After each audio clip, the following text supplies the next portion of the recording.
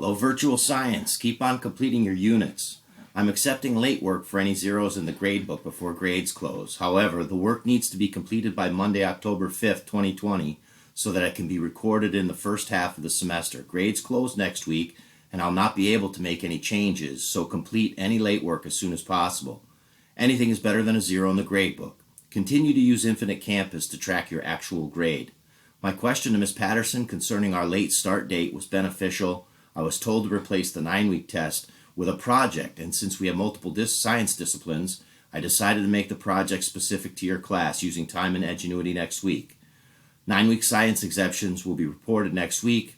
If you do not exempt, you are required to complete the 9-week science project. 9-week science project will replace the traditional in-class 9-week testing for our virtual science class.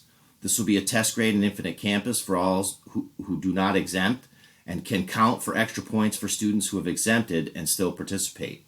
The project is worth 9 points plus the 1 point for watching this video for a total of 10 points. You are required to work in science class next week for 5 hours of science Edgenuity. You will earn 1 point for each additional hour beyond the required 5 spent in science Edgenuity for the 9-week science project. The rubric is as follows. Science Edgenuity class next week, first 5 hours, 0 points for the 9-week science project. Watching this video, 1 point for the 9-week science project. 1 to 9 additional points in science Edgenuity for every 1 to 9 points minus idle time. Idle time is when the student is not making forward progress. It includes time spent in the lobby, organizer, or course map, or spent reviewing previously completed activities that have already been scored, for a total of no more than 9 Edgenuity points.